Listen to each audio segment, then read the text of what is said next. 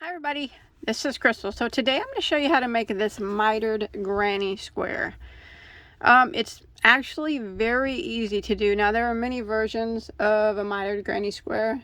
This is a single crochet version done in the back loops. It's very easy to do and it's super cool. I think it looks neat. Now this has many uses.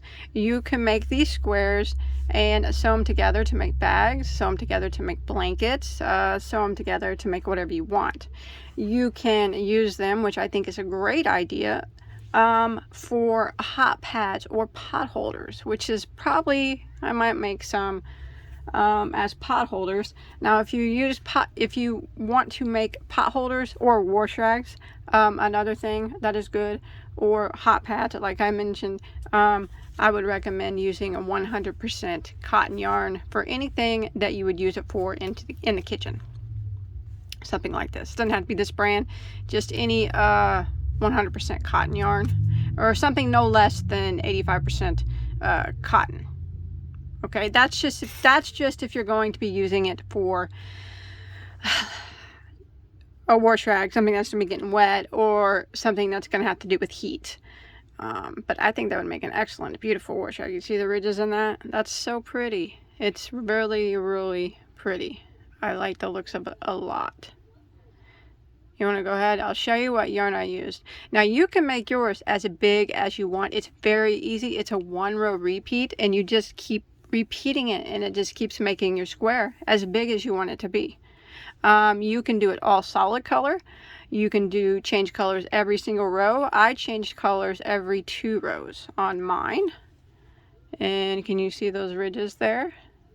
I guess the black's not really that great, but I thought it looked good with the brown. Yeah, that's super cool. I really like it. I think it'd make a great wash rag or a hot pad. It's very beautiful. Both sides look the same. Be beautiful as an Afghan, like I said. Anything you want. It's super easy. Let's go ahead and get started on it. Okay, so for the yarn I used for my sample here of my mitered granny square is Big Twist by Joann's. It's their heathered yarn. The color I use is beige heathered and charcoal heathered. You do not have to use this yarn. This is a 4-weight yarn. You don't even have to use this weight. You can use any yarn in any weight that you want, because we start out right here, and every row it grows. So doesn't matter what size of yarn you use, it just keeps growing to whenever you want to stop. You can make a huge, one big granny square. You can make like 2 really big ones, sew them together, make a cool looking bag. Anything you want to do with it. The possibilities are endless. But remember, like I said, if you're going to be using it in the kitchen, cotton, 100% cotton, or at least 85% cotton. And then the hook size really doesn't matter, but for mine, I used a 4-weight yarn, and I used an eye. If you're going to be using like a 3-weight, I would probably recommend like a 5mm or 4.5mm or something like that. It's not really super important, but bulky. Or you could always use what they recommend on the back of the label. This recommends a 5mm. I used a 5.5. Either or will be just fine. Like I said, this pattern is very forgiving, very lenient, and very beautiful. I love it. I love colors on this one. I just wish the ridges showed up better. I'm gonna make some pot holders for my new house for this. I think I'm gonna use these colors too. Only in cotton. Okay, so we want to go ahead and start out with a slip knot on our hook. Like that.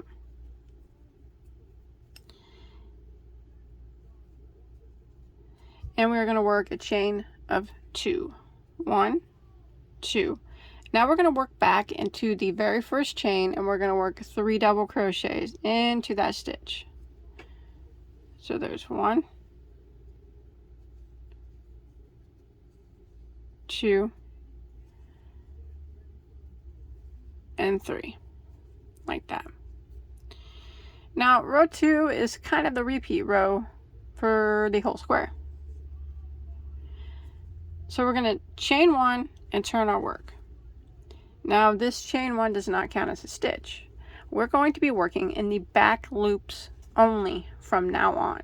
So if you look at the stitch, you go into the very first stitch here, you'll be able to see that there are 2 loops. The one closest to you right here is the front loop.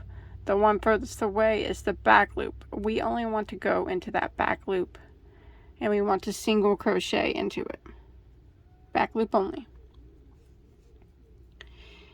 And whenever we get to the center stitch of where we put 3 single crochets into the same stitch, which I'm at right now because we put 3 single crochets on row 1, and I'm at the center, I want to put 3 single crochets into that same stitch. That's going to be our center point.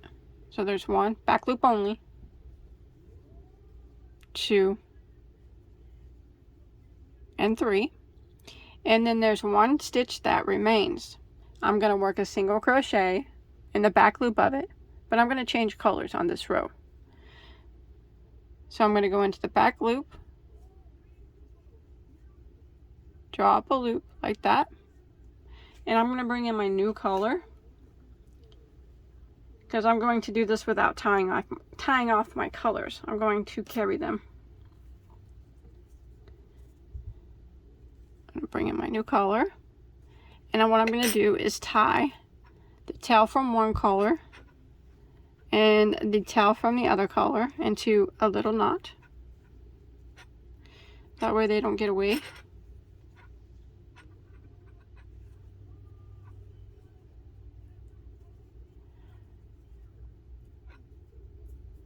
And that'll end row 2, and you'll have 5 single crochets now. Now we're going to start row 3, and it's the same as row 2. The only difference is we're just going to keep getting bigger and bigger. So row 2, I'm going to chain 1 and turn my work.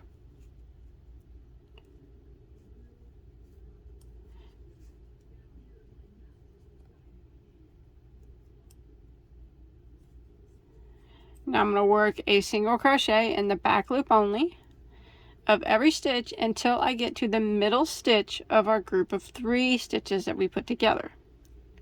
So it's the single crochet in the next stitch, back loop, single crochet in the next stitch, back loop. Now the next stitch, if you look, you can see that it is the middle stitch of our group of 3. If you need to use a stitch marker to keep place, you can. But in the middle stitch of our group of 3 here, I'm going to put 3 single crochets, back loop only, into the same stitch.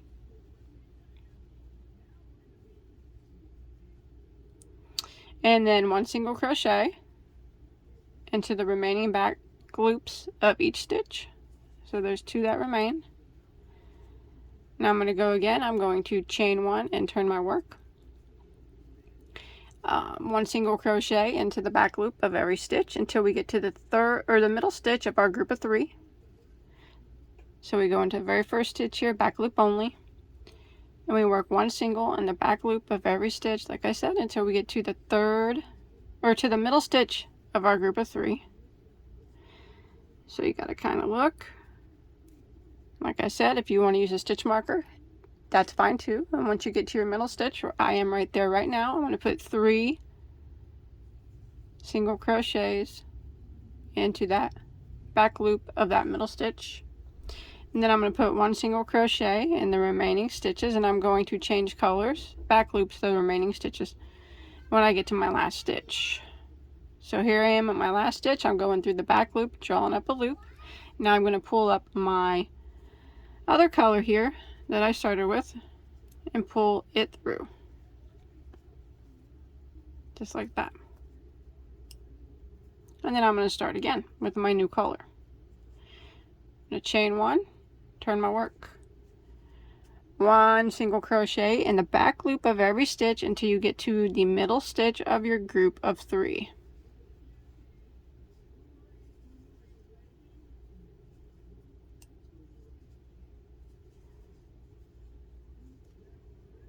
Okay, I am at my middle stitch of my group of 3, and I'm going to put 3 single crochets in the back loop there.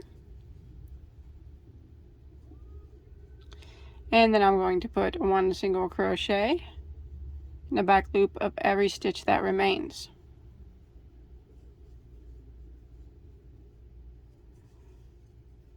Just like that.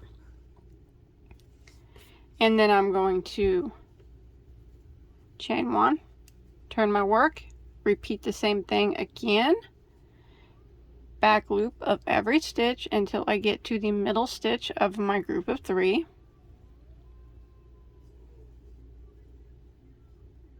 And as you can see, it grows each time. Alright, and there is my middle stitch, and I'm going to put 3 single crochets in the back loop of that. 1, 2, 3, and 1 single crochet in the back loop of every stitch until I get to the last stitch, and I'm going to go ahead and change colors. You do not have to change colors. I'm changing colors every 2 rows. You can make it solid. You can change colors every row, every 4 rows, however you want your square to work. Look, but here I am at my last stitch, so I'm going through the back loop and I'm drawing up a loop, and I'm going to drop that color and I'm going to bring up my other color and pull it through, and I'm going to start with that one, doing the same thing that we've been doing. I'm going to chain 1 and turn,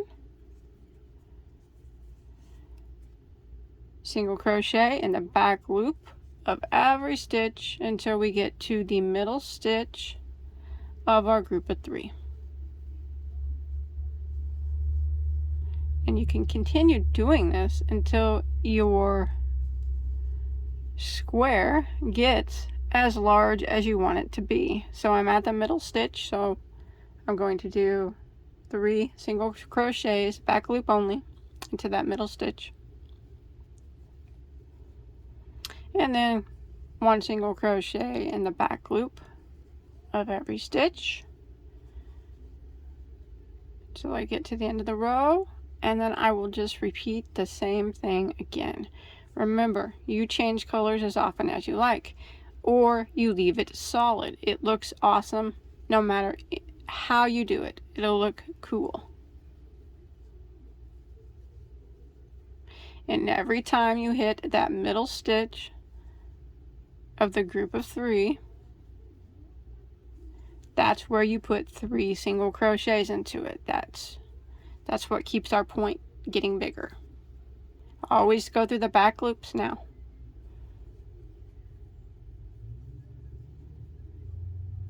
So I'm going to continue this until I get my square as large as I want it to be.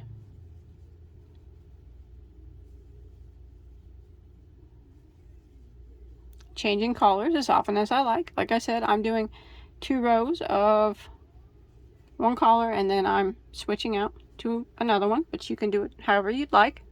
So once you get your square as large as you want it to be, remember, big as you want for whatever your project you're making. Go ahead and tie off and you're finished. That's it. It's super cool. I love it. It's so neat. Same on both sides. Super interesting texture. Super cool looking square.